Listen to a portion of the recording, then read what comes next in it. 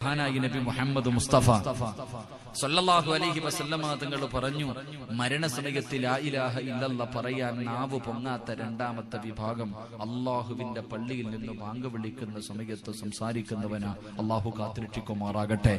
3, അള്ളാഹുവിന്റെ പ്രവാചകൻ അവിടുന്ന് മൂന്നാമതായി പറയുകയാണ്, മരണസമയത്ത് ലാ ഇലാഹ ഇല്ലല്ലാഹ് പറയാൻ കഴിയാത്ത മൂന്നാമത്തെ നഷ്ടപാളിയാരെന്നറിയുമോ? തന്റെ മാതാപിതാക്കളെ വേദനിപ്പിക്കുന്ന മക്കളാണെന്ന് നബി മുഹമ്മദ് മുസ്തഫ സല്ലല്ലാഹു അലൈഹി വസല്ലമ തങ്ങൾ പറയുകയാണ്. മാതാപിതാക്കളെ ചീത്ത വിളിക്കുന്ന മക്കളുണ്ടല്ലോ, മാതാപിതാക്കളെ തല്ലുന്ന മക്കളുണ്ടല്ലോ, മാതാപിതാക്കളെ കണ്ണുനീര് കുടിപ്പിക്കുന്ന മക്കളുണ്ടല്ലോ. വാപ്പാ ഹജ്ജ് ചെയ്താലും ഉംറ ചെയ്താലും പള്ളി കെട്ടിക്കൊടുത്താലും ലക്ഷങ്ങൾ സദഖ കൊടുത്താലും നിസ്കാരത്തഴമ്പുണ്ടെങ്കിലും നിനക്കും മരിക്കുന്ന സമയത്ത് നിന്റെ നാവ് പൊക്കിയിട്ട് ലാ ഇലാഹ ഇല്ലല്ലാഹ് പറയാൻ